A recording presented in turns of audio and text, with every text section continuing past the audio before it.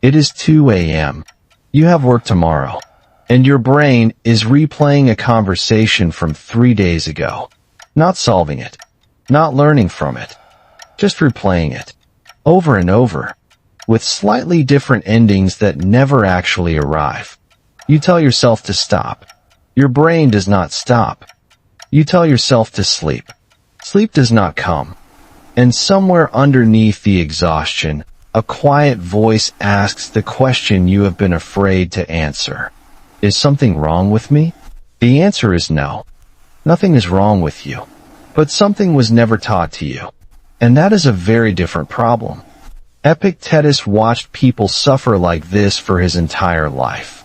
Senators, generals, the wealthiest people in Rome, all of them lying awake, all of them trapped inside minds they could not quiet. He did not call them broken. He called them untrained. He wrote, "No man is free who is not master of himself, not master of his circumstances, not master of other people, master of himself, of the one thing that was always actually his to control, his own mind." Here is what Epictetus understood that most people still do not. The anxious mind is not malfunctioning. It is doing exactly what an untrained mind does. It is scanning for threats. It is rehearsing conversations. It is building worst-case scenarios to protect you from surprises. It is working very hard. It just does not know how to stop working. And no one ever showed it how.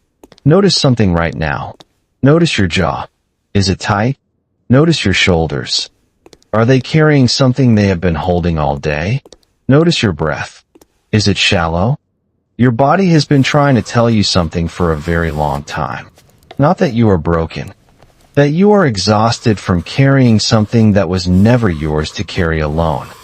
Marcus Aurelius wrote this to himself every single morning for 20 years. You have power over your mind. Not outside events. Not over what happened 3 days ago. Not over what people think. Not over what tomorrow brings. Only over this. This breath. This moment.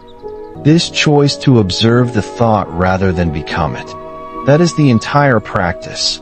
Not silence. Not emptiness. Just the gap between the thought and your reaction to it. Epictetus called that gap freedom. The Taoists called it Wu Wei. Every wisdom tradition that has survived 2,000 years points to the same thing. The mind that cannot stop is not your enemy. It is a student who has never had a teacher. And the teaching is simpler than you think. When the thought comes, do not fight it.